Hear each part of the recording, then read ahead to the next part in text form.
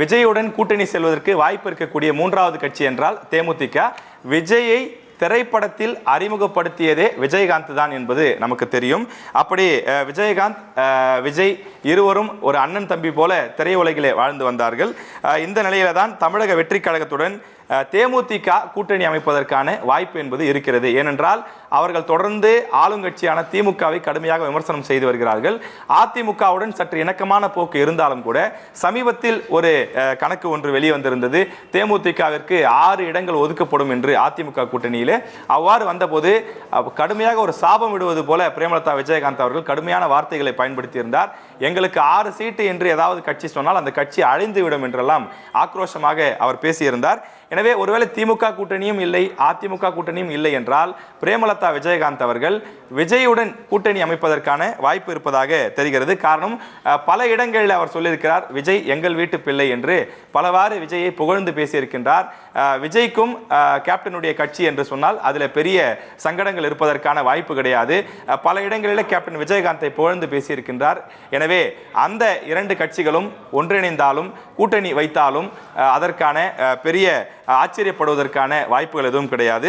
இந்த வரிசையிலே நாம் அடுத்ததாக பார்க்கக்கூடிய கட்சி அம்மா மக்கள் முன்னேற்ற கழகம். டிடிவி தினகரனுடைய கட்சி இருக்கின்றது.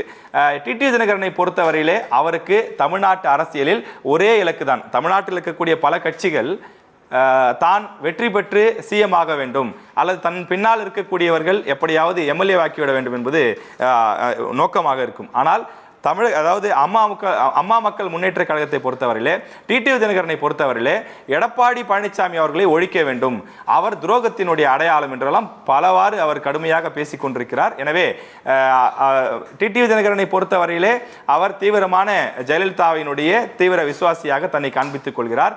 எனவே அப்படி இருக்கக்கூடிய சூழலில் அவர் திமுகவுடன் செல்வதற்கான வாய்ப்பு கிடையாது. சமீபத்தில் கூட திமுகவை தீய சக்தி என்றெல்லாம் விமர்சித்து பேசியிருக்கிறார்.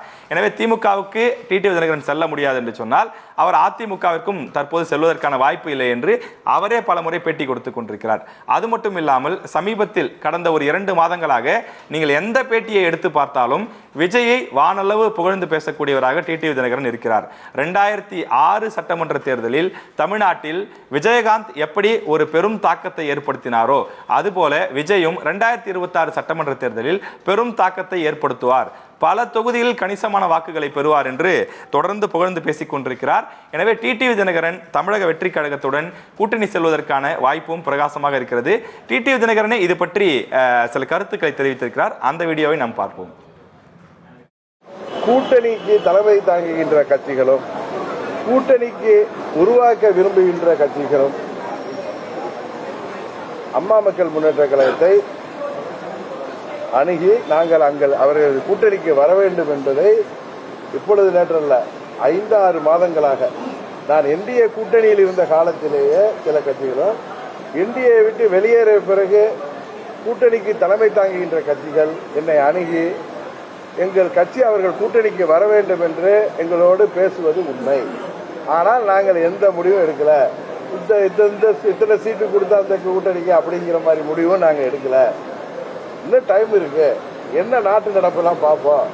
வலுவாக இருக்கின்றதாக சொல்லப்படுகின்ற திமுக கூட்டணியில் என்ன நடக்குது, அங்க காங்கிரஸ் கட்சி என்ன நிலைமையில இருக்கு, அதுக்கு என்ன சீட்டு ஒதுக்கி முடிச்சுட்டாங்களா, விசிகேவுக்கு சீட்டு ஒதுக்கப்பட்டிருக்குதா, மதிமுகவிற்கு சீட்டு ஒதுக்கப்பட்டு அறிவிக்கப்பட்டிருக்கா, கம்யூனிஸ்டுகளுக்கு அறிவிக்கப்பட்டிருக்கிறதா என்பதையெல்லாம் நீங்க கரெக்டா சொன்ன மாதிரி அவர்கள் எல்லாம் சொன்னதுக்கு அப்புறம் அதற்கப்புறம் நான் ஒரு கூட்டணிக்கு போறதை பத்தி சொல்றது அதையும் நீ கனெக்ட் பண்ணிடல. எங்களுக்கு அந்த கால அவகாசம் இருக்கு, கால அவகாசத்துக்காக சொல்றேன்.